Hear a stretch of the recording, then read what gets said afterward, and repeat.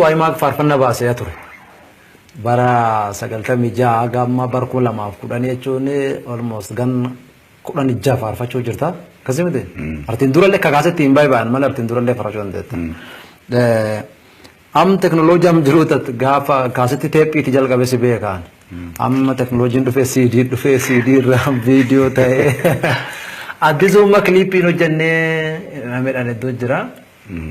Kanaaf deebiin Addisummaan nulle gaafa nu taatu rallee gammaa walitti dhiyaannuuf walii galchuu dandeenya.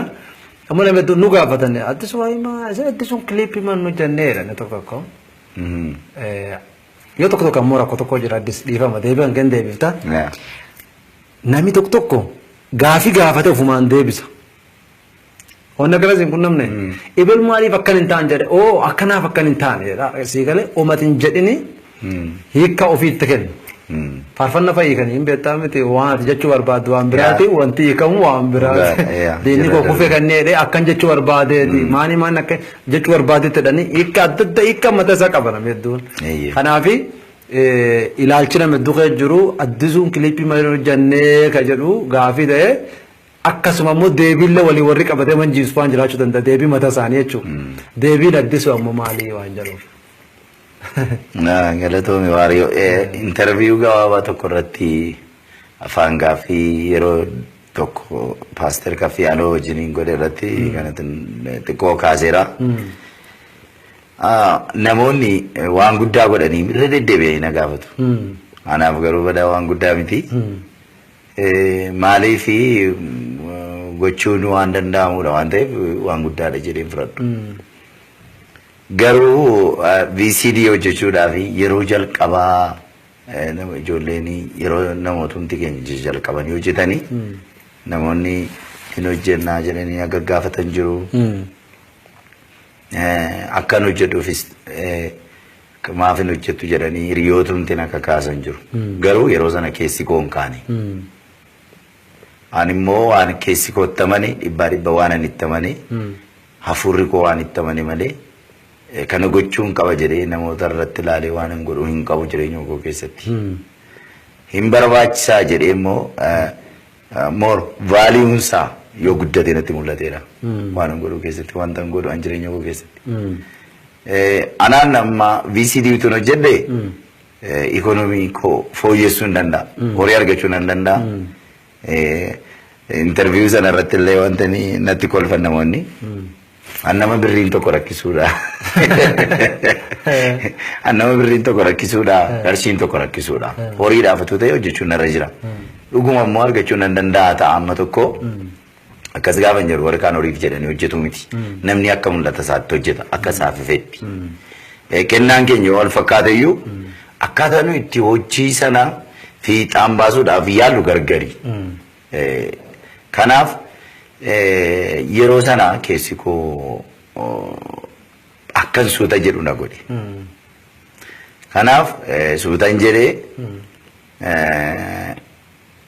isa booda immoo yaadee gaafa yaadu maali yaadee VCD fi hiikasa taa'ee yaade.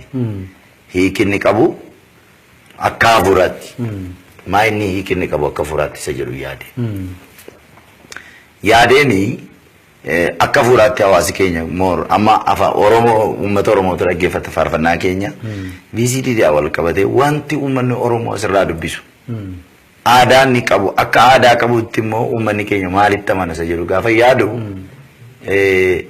hawaasi keenya waan akkasii waan amala nuffuu qaba.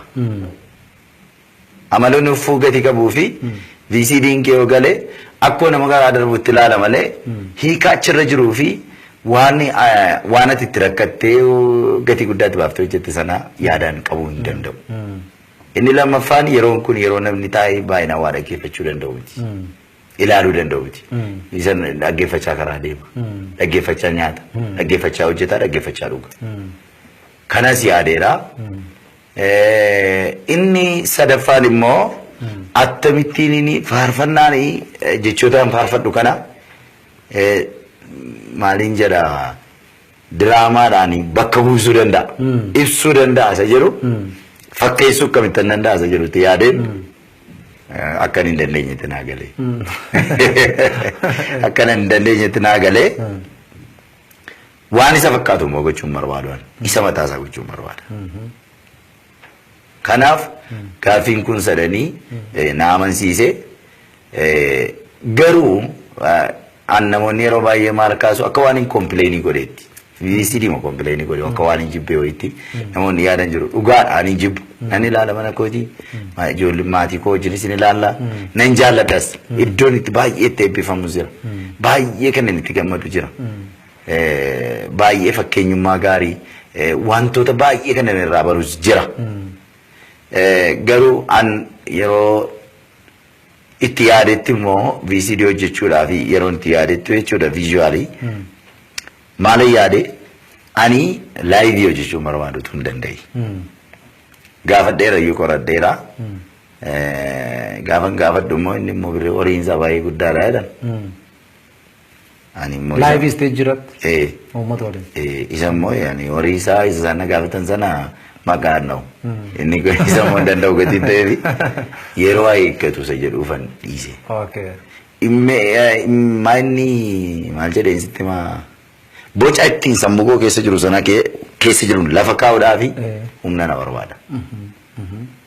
Humni sun immoo akka ammaatti immoo hin danda'u. Kan ani yeroo baay'ee liqeeffadhu akka godhi ani liqeeffadhee isin hojjedhu. Godhu yeroo yoo hin barbaachise ta'e waaqayyootti na geessisa jedhu nama na. Kanaadha deebiin koo.